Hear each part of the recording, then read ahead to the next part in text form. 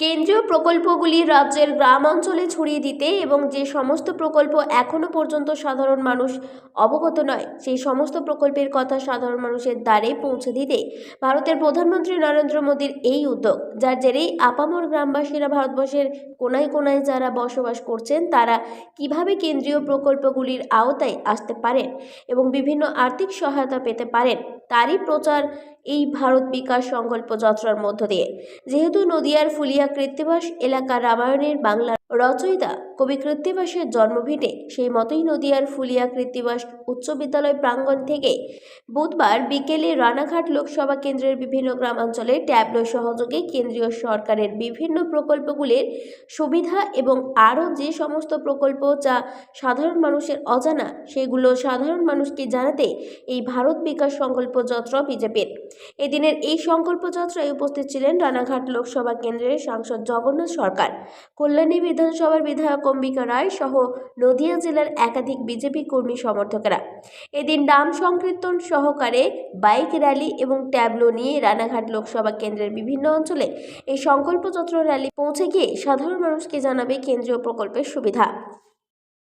নরেন্দ্র দামোদর মোদী মহাশয় একটি প্রকল্প নিয়েছেন, সেই প্রকল্পে সারা ভারতবর্ষ ব্যাপী, যার নাম বিকশিত ভারত, যেটা বাংলায় আমরা বলি বিকশিত ভারত, অর্থাৎ ভারতবর্ষ উন্নততর জায়গায় বা উন্নততম জায়গায় পৌঁছানোর জন্য যে দ্রুত অগ্রগতি ঘটছে সেই বার্তা জনসাধারণের মধ্যে পৌঁছে দেওয়া।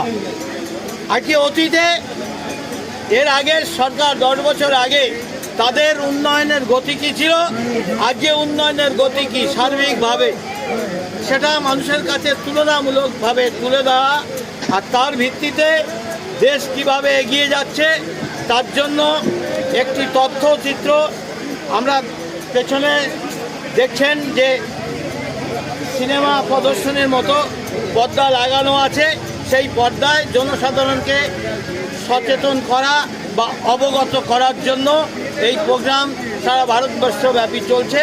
আমাদের নদিয়া জেলা রানাঘাট লোকসভা কেন্দ্রে আজকে এই যাত্রা প্রথম। এই র্যালিটা নদিয়া থেকে কি কর্মসূচি করলেন?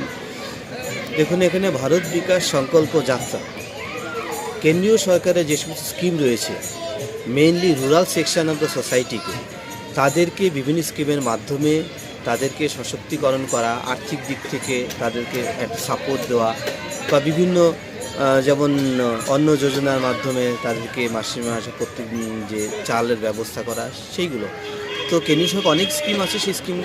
সেই স্কিমগুলোকে ভারতবর্ষের বিভিন্ন গ্রামে যারা পাচ্ছে, রুরাল সেকশন অফ দ্য সোসাইটিকে আপলিফমেন্ট করা, একটা সহযোগিতা করা তার, এবং সেটার বিকাশ এবং মানুষের কাছে পৌঁছে দেওয়া, সেই উপলক্ষেই আমরা আজকে এখানে এসেছি। অনেকে জানেই না যে বিভিন্ন স্কিমগুলো, সেই স্কিমগুলো কী কী আছে তারা জানে না অনেকে, আর যারা জানে তারা সেইগুলো স্কিমগুলো অ্যাভেল করছে। তো সেজন্য আমরা এই ফুলিয়ার যে কৃত্তিবাস স্কুলের সামনে আমরা এখানে সমবেত হয়েছি এবং এখান থেকে আমরা করেছি। এবং এটা দেখা গেল যে ট্যাবলো সাজিয়ে এবং বিভিন্ন যারা আপনার যে নেতৃত্ব রয়েছেন তারা কিন্তু পায়ে হেঁটে কেউ আবার গাড়িতে একটা মিছিল করলেন। এই মিছিলের মধ্যে কি বার্তা দিতে চাইলেন? মানুষের কাছে ওটাই বার্তা দিতে চাইছি যে ভারত বিকাশ সংকল্প যাত্রা হচ্ছে কেন্দ্রীয় সরকারের বিভিন্ন স্কিম যেগুলো রয়েছে একেবারে রুরাল সেকশনে, গ্রামের প্রান্তিক মানুষের জন্যে যে সমস্ত সুবিধাগুলো রয়েছে সেই সুবিধাগুলো যেন আগামীতেও তারা অ্যাভেল করে এবং তাদের যে সুবিধাগুলো সেটা কেন্দ্রীয় সরকারের সুবিধাগুলো প্রকাশ করে এবং তাদের কাছে পৌঁছে দেয়। নদিয়া থেকে নিজস্ব প্রতিনিধির রিপোর্ট, 99 নিউজ বাংলা।